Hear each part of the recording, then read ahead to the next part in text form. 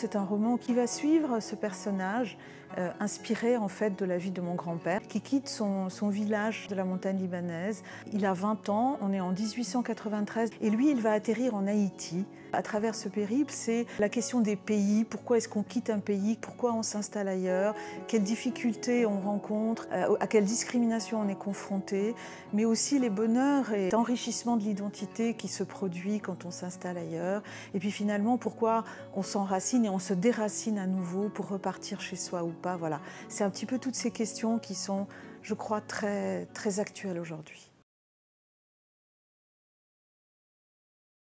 Je crois que c'est important qu'un livre réponde à une nécessité. Moi, c'était vraiment une nécessité. La vie de ce grand-père m'a hantée. Et quelque part, j'ai toujours su que je l'écrirais. Mon père nous parlait de cette histoire, parce que donc, mon père est né en Haïti. Il découvre le Liban alors qu'il a 15 ans. Il nous parlait de cette enfance et de cette adolescence en Haïti, mais il y avait aussi beaucoup de silence. Alors je crois que les silences aussi ont nourri mon imaginaire d'enfant. Et puis le déclic peut-être a été que quelques années avant sa mort, il m'a donné une enveloppe Kraft dans laquelle il m'a dit « ça pourra t'intéresser ». Et dans cette enveloppe, il y avait un de ses cahiers d'écolier avec écrit sur la couverture « Haïti et ma patrie ». Il y avait la copie carbone d'une lettre que mon grand-père avait adressée aux autorités haïtiennes après qu'il a subi des pillages et des exactions, parce qu'il y a eu une discrimination envers ceux qu'on appelait à l'époque les Syriens, bien sûr, puisque le Liban n'existait pas. Et puis il y avait aussi des photos. Voilà. Et je suis restée avec ce matériel. Et au fond, il y avait aussi, j'oublie, une chose importante, la facture d'une voiture. Mon grand-père a été un des premiers à acheter une voiture en Haïti. Et en fait, cette voiture, elle va signer aussi sa fin, parce qu'il va faire un accident de voiture très dramatique qui va le diminuer et qui va être une des raisons pour lesquelles il va décider de rentrer au pays. Voilà. Donc je suis partie avec ces éléments et j'ai construit un roman, parce qu'à part ces quelques éléments, je n'avais rien et je ne savais rien. Je ne sais pas s'il y a un livre qui a changé ma vie. Les livres ont changé ma vie, ça c'est sûr. Je crois que la fréquentation des livres m'a montré que la vie était plus vaste, plus ample et plus passionnante que ce que je pouvais en connaître dans le périmètre du Beyrouth dans lequel j'ai grandi. Donc ça m'a donné vraiment des clés pour explorer le monde, mais aussi parce que j'aimais beaucoup les dictionnaires quand j'étais enfant. Un de mes premiers livres, c'était un grand Larousse illustré, et passer du temps avec les mots est aussi quelque chose qui m'a familiarisée avec le plaisir de la langue et le pouvoir de la langue.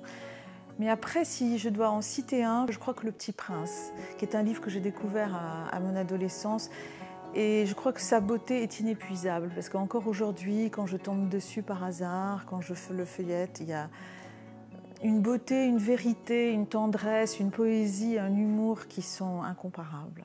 Il y a un retour.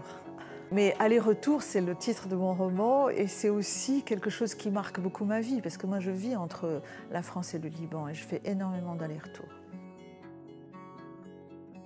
Orient Express, sans hésitation. C'est un univers magique et le Titanic y sombre donc. Beyrouth surtout en ce moment.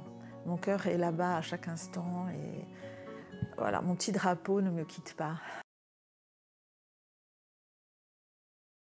D'abord, je trouve très intéressant ce lien Maghreb-Orient, parce que je trouve qu'on a été habitué à fonctionner à travers la France toujours. Je pense que c'est très important qu'il y ait des liens entre les pays du Maghreb et les pays du Moyen-Orient, qu'on apprenne à se connaître, qu'on apprenne à travailler ensemble, qu'on apprenne à se lire, qu'on apprenne à traduire, à faire des projets ensemble. Ça, je crois que c'est très très important. C'est une idée c'est une envie en tout cas que j'ai depuis longtemps, et je suis heureuse que ce festival Maghreb-Orient existe depuis, je crois que ce sera sa 3e édition.